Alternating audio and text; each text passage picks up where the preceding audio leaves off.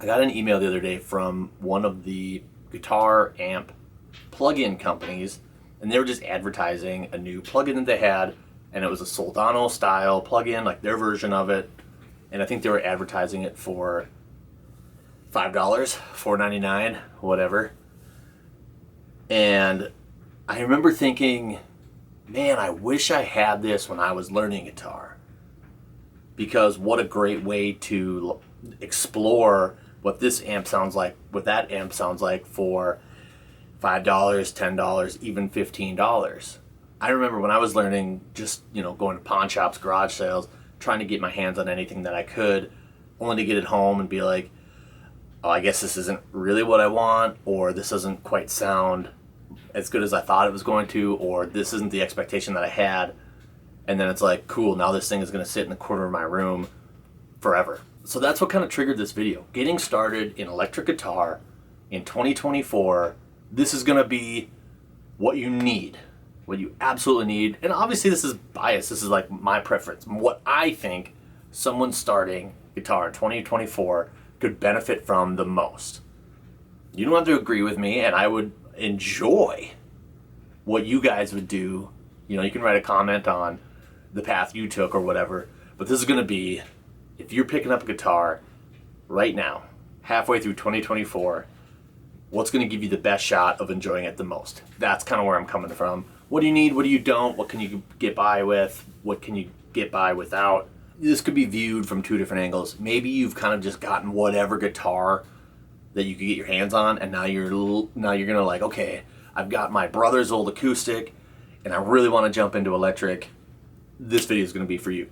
Or if you're like, I don't know how to play guitar, but I know I want to, and you're gonna start with an electric, this video is also for you.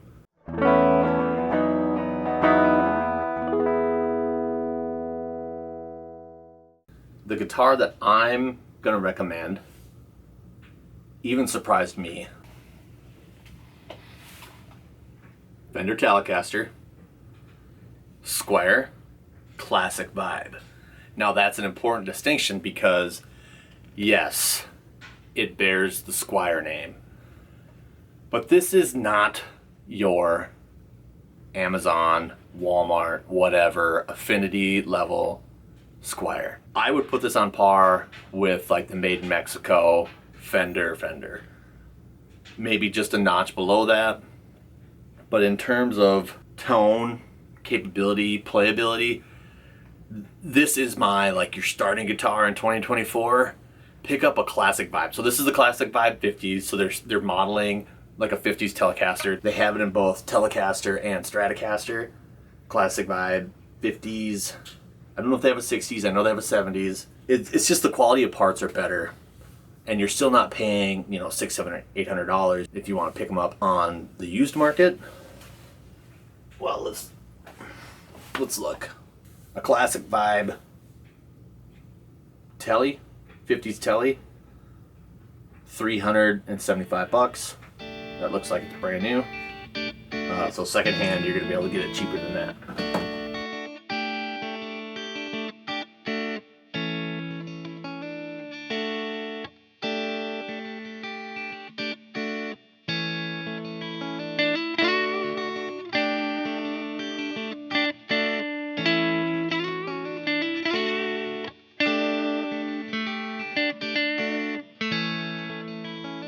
For the money, that is going to be that's probably the highest quality beginner guitar that you're going to be able to find out there.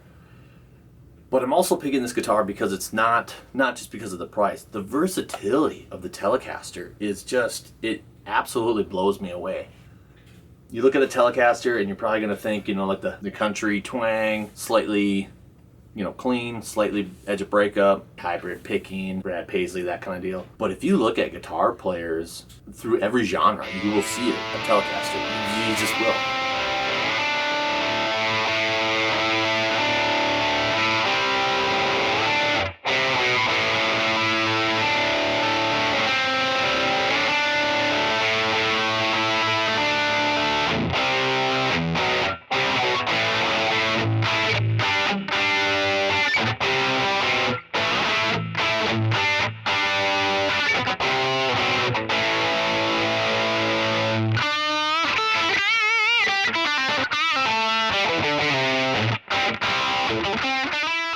Now this is the classic single coil, single coil. You can get them in just about every kind of variety that your heart desires, I guess. But this is what I would start with. Standard Telecaster, single coil, single coil. I mean, the simplicity of it when you're learning, volume, you know, one volume, one tone, three-way selector. It doesn't get more simpler than this, and its playability, its capabilities are absolutely endless. So whatever genre you want to play, this should be able to cover it. So that's my pick. If you're starting electric guitar right now, you should be looking at a Telecaster. I'm clearly biased because it's my video, and so I want to push the thing that I want to push. So I'm pushing the Fender Telecaster. That's what I think you should start with. The rest of this video is going to be, you know, obviously still buy what you want to buy, or don't buy what you don't want to spend your money on. But it's going to be irrelevant to what specific guitar you pick, because all these things will apply to any guitar. The first on my list, this is just the type of guy that I am. I like to have them in a case. Not only for protection, but obviously for transportation. It's just easier to have whatever you need in the case, and then you're protected during the drive, whether it's on your way to a friend's house, on your way to a gig. But also for like temperature control, moisture control. You know, you have a guitar in here, you're down in the basement, you walk outside to go to a gig, and the humidity and temperature swings by 15 to 20%. Like, that's not, you don't want that. I also understand that if you're starting guitar, you know, $100 for a case could potentially go a long way towards other things. I'm just letting you know, this is my video, so this is what I want included.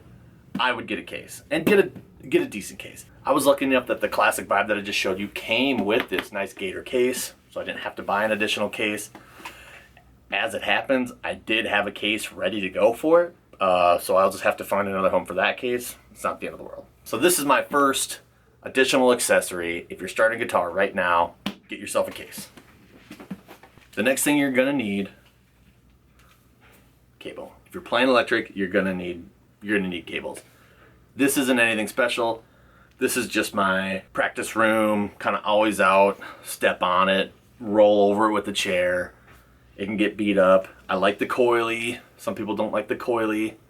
Just makes it easier for moving around. If you don't know anything about guitar and you're starting, once you get a guitar, you're gonna need a way to transfer the information that's coming from the strings and through the pickups to your whatever you're hearing sound from, and that's this.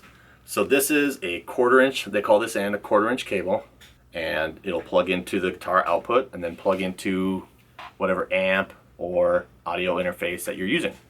And that kind of brings me to my next thing. Once you pick out a cable, you're gonna need something for the guitar to produce sound from. And this is like the whole crux of the video, outside of the Telecaster being super adaptable. This is where the inspiration for this video comes from for me. I wouldn't buy an amp. If I'm just buying all these things to start learning how to play guitar right now, I think I'm gonna buy an audio interface and practice through digital amps found through various plugins on a computer. I have had, I don't know how many amps that I mentioned this in the intro, that I brought home, plugged in, here we go, this is gonna be awesome, and I hated it. It was a letdown. It's not what I wanted. But I'm $200 in, I'm $300 in, I'm $500 in, and all that money is just going towards something that I'm not enjoying. I'm not liking what I'm hearing out of the amp. And as you learn to play, one phrase you're going to hear a lot is the tone is in the fingers, and that is true. But there's certain characteristics of amps that one amp is not going to be able to replicate what you are trying to do. You can't take a 5-watt practice amp and make it sound like a Marshall JCM 900 or a Soldano SLO 100. You're just not going to. But if you are plugging into an audio interface, plugging that into your computer, and running plugins, you can experiment. The possibilities are endless. The one I've got right now is from a company called Audio Assault, and they have their Reamp series plugin, which has hundreds, I bet it's hundreds of amps. And you can just go from one to the next. Don't like that one, don't like that one. Ooh, really like that one. Okay, so you hang out and play with that amp for a while. Pedals, cabs, everything that up until this point people have been spending their hard-earned dollars on to try to, reproduce these sounds, you can get for pennies on the dollar. And actually, the very first one I got was free. And that's kind of when my mentality started to change as far as getting, gas or gear acquisition syndrome of like, oh, I just got to get more and more and more. You really don't. There's a couple things that I have learned that I do like. And then sure, you go out and buy the real thing if you want that tube-driven sound in the room. But I will say, playing through the audio interface into the computer and then like a set of headphones, as far as learning and like trying to figure out what your style is, it's going to be pretty hard to beat that. That would be my first preference. Or that's like if I had to go back and redo my whole guitar journey, but knowing what I know now, it's going to be Fender Telecaster into an audio interface. And the one I used to have was the Scarlett 2i2. I've got a little bit nicer one now. And I had that one for years. I believe that was a 2-channel input, so you could have, two. You could have a mic plugged into one and a guitar plugged into one, and then your plug-in of choice. And actually, if you have a Mac already, you can go into GarageBand, and GarageBand will have amps and cabs and pedals that you can play through and kind of get a sense for what your sound is before even spending a single dollar on a piece of physical gear. There is another route that you could go, and it's not, if you don't want to do the whole computer, if digital kind of makes you nervous, or you don't want to play through headphones, you want to crank it up to 11 and play, then I think this second path would be a good alternative, and that would be, I'll get out of the way here. This is a Boss Katana, but any sort of amp in this style will do, and what I mean by that is it's a modeler. It's got 5 or 6 different amps programmed into it. It's a digital amp modeler. The Spark is another one. Does Fender have one? Black Star. I mean, they're out there. Google search amp modelers, watch some YouTube reviews. Again, I've got the Boss Katana. That would probably be the top of the list for me because I've really been able to enjoy it. But you've got amps. You've got your typical amp controls, gain, volume, EQ, and then you've got some effects built right into it, which is one thing that I was actually going to recommend as far as like pedals and stuff, that if you're just starting, you can kind of get lost in guitar effect pedal land. If you get something like this, you're going to have kind of an introduction to some of that stuff anyway. So this has reverb, it has delay, it has modulation. There's things in there that you can learn to experiment with that, again, without having to buy a $100 pedal that doesn't do what you want. So then you go buy another $100 pedal that doesn't do what you want. You can kind of learn what you like and then narrow your search from there. So if you don't want to do the, like, I'm sitting in front of a computer, you want to play through an amp, I would go this route. Boss Katana, there's clean, crunch, lead. I mean, it's going to have what you need. So at this point, you've got your Fender guitar, you've got a cable, and you've got an amp. You're ready to play. You're going to need some variation of those 3 things, guitar, cable, and something that makes sound. Of course, if you don't agree with what I'm saying, you certainly can go buy whatever amp you want. But if I lean this way, this is a good example. This is a PV Classic 20-watt tube, and it's got good range. It's got good cleans, 2-channel amp, so it's got a clean channel, and it's got a lead channel or a crunch channel, and you can do a lot with it. But it has its limitations. It doesn't get, you can't really get into high gain territory. If you do want like a heavy crunch tone, you're going to have to be a little bit louder. There's going to be some volume that comes with that. Maybe you are in an apartment and you can't get that loud. You know, you can always go classic tube or classic amp, but your range is going to be limited. You're only going to be able to do what that amp excels at doing. So that's why I'm thinking modular, or I'm thinking plugins. So you could go on this adventure and find out what you really like without having to drop, you know, thousands of dollars trying to explore, you know, the actual gear itself. If you do go the audio interface, or even the modular, you're gonna want a good set of cans. Certainly if you're playing through a computer, the sound that's coming out of the computer speakers itself is probably not great. I would invest in a good set of headphones so you're hearing what you expect you should be hearing. If you're going the modular route, you don't need headphones, because it's, you know, obviously it's got its own speakers if you get like a modular combo. You might want a set of headphones anyway, like I said, just for practicing. If you've got other members in your house that you don't want to piss off because you're playing, you know, at 10 o'clock at night or whatever, or if you're in an apartment, you've got neighbors below you, above you, a good set of cans might not be the worst idea. These last couple items are certainly, you know, up to you as a player to decide if that's something you want, but I think that they'll come in handy. Some picks and a capo. Now, certainly you don't need these to start picking up a guitar and playing. You know, you don't need a pick. You can play with your fingers. There's nothing wrong with that. I think most electric guitar players do use a pick, so that's why I'm suggesting it. And right now, I've really been on these Dunlop Tortix picks. It's got a good feel, like a good friction. Like I rarely ever drop these, and good flexibility. They're gonna come, these are 0.73 millimeter. They're gonna come in lighter gauges and heavier gauges. My recommendation would be to see if you can find, either at your local guitar store or Amazon or whatever, a variety pack, so you can kind of experiment what style you like. Do you like a thicker pick? Do you like a thinner pick? I can't tell you what kind of pick you're gonna like, only you know that. And then a capo. And the reason I'm suggesting a capo is, as you learn this instrument, there's gonna be chords that you don't know.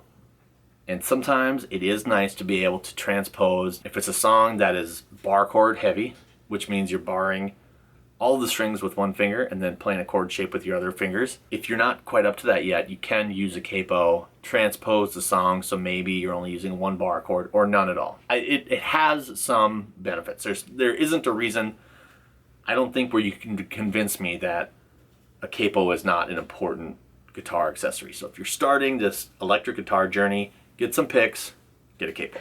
The last thing that I think you're really gonna need in your electric guitar journey, really your any guitar journey, but we're talking about electrics today, is gonna be a tuner. And it's up to you. Snark has been the tuner that I use, headstock tuner.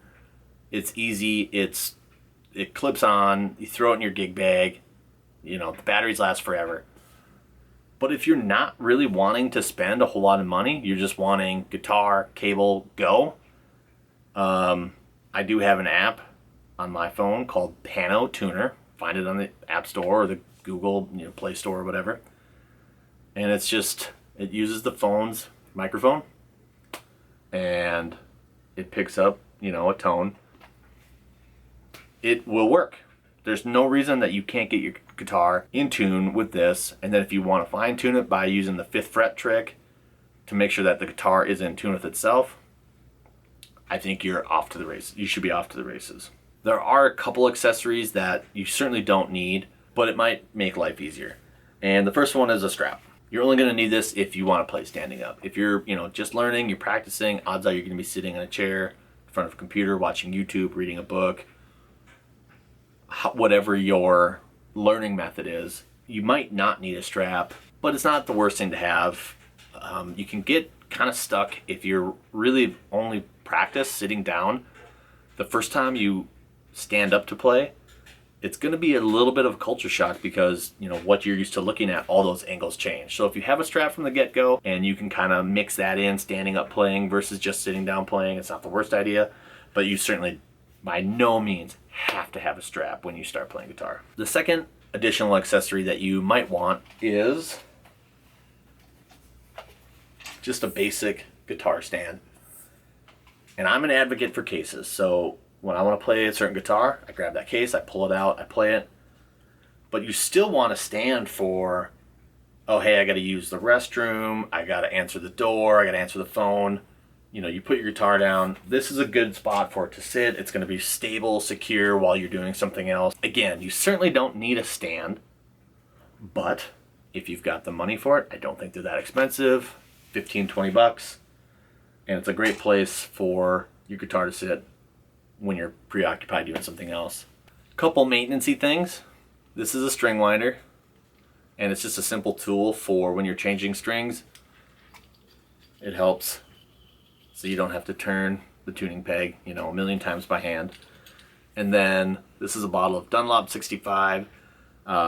It's a polishing cleaner. Every so often, spray the guitar down, wipe it down. Kind of just takes the oil from your hands and any dirt and grime that builds up. Keeps your strings nice, keeps your guitar nice. Again, not needed to learn guitar, but as you go, might be something you want to pick up. In closing, I'm glad you're watching this video because that means you're probably thinking about starting guitar, or you have already started and you want to jump into more electric. The takeaway should be this: simple and consistent. Keep it simple. Guitar, cable, something that makes sound, and consistent. Practice. With those two things, you will go far. Everything else I talked about is just window dressing. It's just gravy. It's just things that might make your life easier. But if you have a guitar, if you have a cable, if you have something that makes sound, and you practice consistently, you'll see results. If you have any questions, you want to leave a comment below. I can do my best to try to answer them. But other than that, I appreciate you sticking around. If you're starting guitar, good luck. And I'll see you guys on the next one. Thanks.